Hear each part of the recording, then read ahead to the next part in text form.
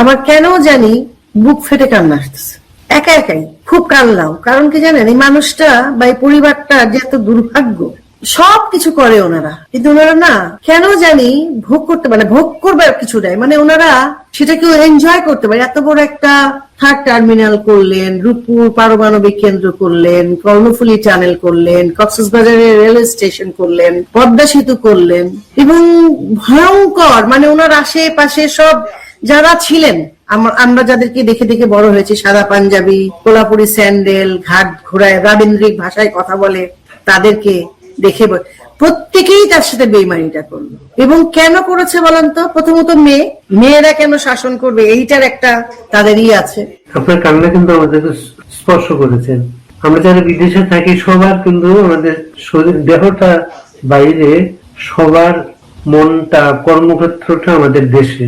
এই দেশটা সারাক্ষণ আমরা মিস করি, দেশে যেতে চাই, কাজ করতে চাই, দেশের জন্য কাজ করতে চাই, কিন্তু দেশটা আমাদের জন্য নিরাপদ না। আপনার কান্না শুনে সেই কথাটাই মনে হচ্ছিল। কি বলবেন আবার? হ্যাঁ, এটাই ফজল ভাই, ধন্যবাদ আপনাকে। আসলে মানুষ যারা আমরা সাধারণ মানুষ আর কি, সাধারণ মানুষগুলো আমাদের দেশের খুবই অসহায়। কারণ কি, তাদের বুদ্ধি কম, লেখাপড়া কম, অর্থ কম, ওরা বোঝে না কিন্তু কিছু। ধরেন, কাকে গালি দেওয়া উচিত, কাকে বকা উচিত, কার সঙ্গ দেওয়া উচিত, কাকে ধরেন মানে থামানো উচিত, এই জিনিসগুলো আসলে বোঝে না আমাদের দেশের মানুষ। একটু ভালো থাকার জন্য ধরেন একটা বিরিয়ানির প্যাকেট দিয়ে কিন্তু এই মানুষগুলোকে কিনে নেওয়া যায়। তো বিদেশে তো আসলে এই প্রথম না। ধরেন আমি আমার জীবনে বিদেশ তো ধরেন এইটির দিক থেকেই তো আমি বিদেশে আসা যাওয়া করি। কিন্তু দেখেন, আমার কোনোদিন এই বিদেশ আমাকে টানে নাই। আমার সবসময় মনে হচ্ছে আমার দেশ। এটা হতে পারে আমার বাবা মায়ের কারণে, যে আমি আমার বাংলাদেশ সবসময় টেনেছে। যদিও আমি গ্রামে একটু ভয় পেতাম, কারণ আমি ভারতেশ্বরী হোমসে পড়েছি। ভারতেশ্বরী হোমসে পড়ার কারণে যে আমাদের দৈনন্দিন জীবনের যে ফ্যাসিলিটিস গুলো, ধরেন একটু ওয়াশরুমটা, থাকাটা, এগুলো একটু অন্যরকম ছিল। কিন্তু আমার বাবা মা তো পাশাপাশি ধরেন তারা কিন্তু এই যে যখন যাত্রা করতে যেতেন তখন টিনের চালের নিচে ঘুমাতে হয়েছে, বাথরুমটা ধরেন সেরকম না, তখনকার যেরকম সুযোগ সুবিধা ছিল বাবা মা হয়তো ফ্যাসিলিটিস পেতেন, কিন্তু কতটা আর উন্নত ছিল। তারপরেও না বাংলাদেশের প্রতি কেমন যেন একটা মমতা, বিশ্বাস করেন একটা মমতা। আর নিজেকে কখনো মনে হয় নাই যে আমি আলাদা কোনো কেউ, আমার একটা আলাদা ধর্ম আছে, আমার আলাদা কোনো জাত আছে, আমার গায়ের রং, আমার তো অনেক ড্রব্যাকস আছে। যেমন ধরেন আমি সনাতন ধর্মের মানুষ, তারপরে ধরেন আমি দেখতে ফর্সা একদম ধবধবা, ওইরকম না, যেটা আমাদের বাঙালিদের দুর্বলতা। এই কথাটা তো সত্যি, সবাই মানবেন। এবং সেই সাথে ধরেন আমাদের লেখাপড়াটা একটা একটা যতটুকু স্ট্যান্ডার্ড লেখাপড়া করা দরকার সেটা করে এসছি। তারপরে ধরেন একটু একটু না, আমি নাচে গোল্ড মেডেলিস্ট ছিলাম, গানেও আমার দক্ষতা ছিল, আমার আদার্স কারিকুলাম সবকিছু মিলিয়ে আমি বলতে পারেন সে সময় ছোট, আমি আমার ব্যাপারে বলছি, একটা প্যাকেজ ছিল আমার। তো এটাও হয়তো সেই সময় আমাদের অনেকের হয়তো, জানি না, বাবা বেঁচে ছিলেন সে সময় হয়তো অস্বীকার করা সম্ভব হয় না। বাবা মারা যাওয়ার সঙ্গে সঙ্গেই আমি টোটাল প্রেক্ষাপটটাই চেঞ্জ হয়ে যেতে দেখেছি। ধরেন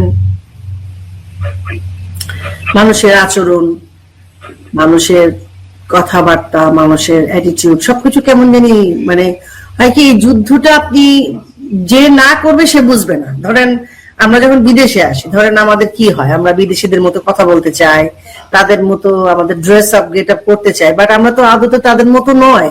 বাট আমরা ট্রাই করি। এই যে যুদ্ধটা যারা না করে তারা কিন্তু বোঝে না এই যুদ্ধটা।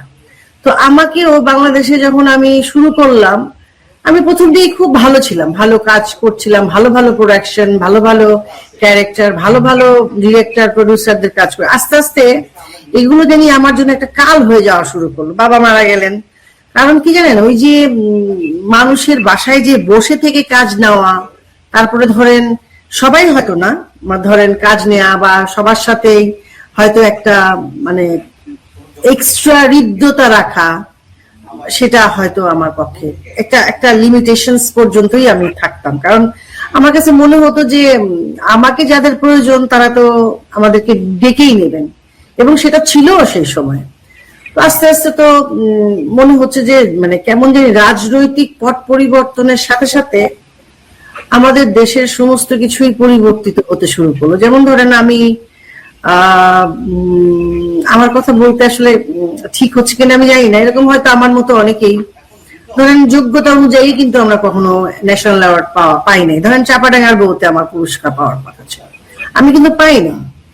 তারপরে যেমন ধরেন খারাতাউর রহমানের পরশ পাথর, সেখানে আমার আমার পুরস্কার পাওয়ার জন্য যথেষ্ট সুযোগ সুবিধা থাকার পরেও যেহেতু লবিং এ আমার কেউ ছিলেন না, বা আমি কাউকে লবিং করি নাই বা কাউকে বলি নাই, সাধারণভাবেই যেভাবে শিল্পী হওয়া দরকার, ধরেন সাংবাদিকরা লিখেছে কিন্তু যেই জায়গাটায় নিয়ে যাওয়ার কথা সেই জায়গাটা আসলে ওইটা আসলে হয়নি। তো এগুলো তো মনে করেন একটা ভেতরে ক্ষোভ জমবে, আমি তো মানুষ, আমার ভেতরে একটা কষ্ট থাকবে, একটা ক্ষোভ থাকবে, আমার না পাওয়ার বেদনা থাকবে।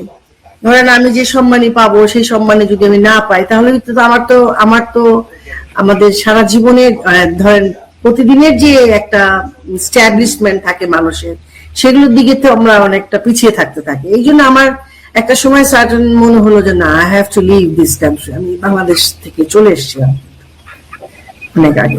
তো আবার ভাল লাগে না, এখানে কাজ করেছি, পড়াশোনা করেছি, কিন্তু মনে হয়েছে কি এটা দেশটা আমার না, এই মানুষগুলো আমার না। তো আমি একবার একটা পাসপোর্ট করতে গেলাম, পাসপোর্ট অফিসে আমাকে বললো যে তুমি বাংলাদেশের? আমি হ্যাঁ। আমি বললাম যে আমার তো ভালো লাগে না এখানে। একটা মেয়েকে, শ্রীলঙ্কান একটা মেয়েকে পাসপোর্ট অফিসে বলে, দেখো তোমার ক্যানাডিয়ান পাসপোর্ট আছে, তোমার তো হারানোর কিছু নাই, তুমি তোমার দেশে চলে যাও, যেটা তুমি ভালোবাসো সেটাই করো। আমার ভাই বলতেছিল তো আর্টিস্ট অ্যাক্ট্রেস, বলে হ্যাঁ you should go there and enjoy your career. তো আসলেই তো মনে করেন আমি এখানে সারাদিন পরিশ্রম করি, কাজ করি, টাকা পাই, আমার বিলাসী জীবন যেমন আছে, দামি গাড়ি চালাই বা ভালো মানে ইয়েতে, কিন্তু আমাকে টানতেছে না, বুঝছেন? আমার কাছে মনে হয় যে মাটির সোদা গন্ধ, আমাদের বন্ধু বান্ধব, রিক্সার ঘন্টির আওয়াজ, এই যে ঝগড়া হচ্ছে, এই যে কাকের আওয়াজ, এই যে ঘুম থেকে উঠে তরকারি নেবেন নাকি, এইটা আমি বিশ্বাস করি যারা বিদেশে থাকেন অনেকেরই এটা হয়। মানে ধরেন ম্যাক্সিমাম মানুষেরই এই জিনিসটাই হয়, কারণ আমার বেড়ে ওঠা যেখানে, যে আলো বাতাসে, এখানে তো ফকফকে আলো, এখানে কোনো ডাস্ট নাই, কিচ্ছু নাই, 911 কল করলে ডাক্তার।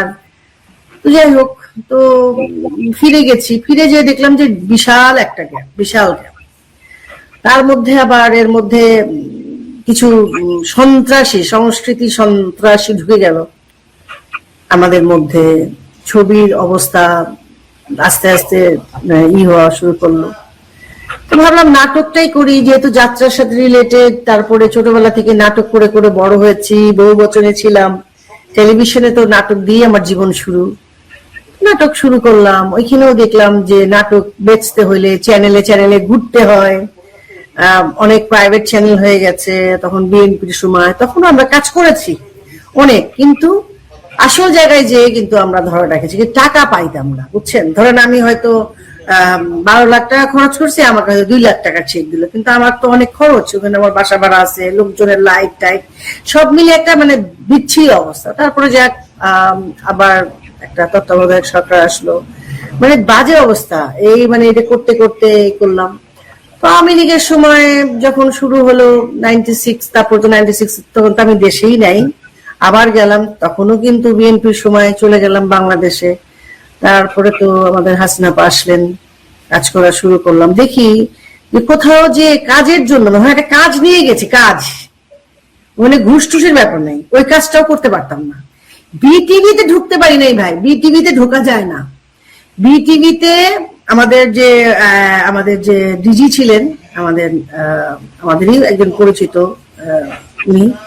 উনি আমার যে দুটো প্রোগ্রাম বন্ধ করে দিলেন, একটা ফিল্ম রিলেটেড আর যাত্রা। যাত্রা তো আসলে আমার প্রোগ্রাম না, যাত্রা হচ্ছে যাত্রার দলে যারা কাজ করেন তাদের প্রোগ্রাম, এবং বাংলাদেশের বিটিভিতে সবার অধিকার আছে। আমার অনুষ্ঠান বন্ধ করে দিলেন, ওরা ভাবলো যে আমি হয়তো ওদেরকে রিকোয়েস্ট করবো। আমি কিচ্ছু বলি নাই, আমি যেটা হয় নাই সেটা হবে না এরকম।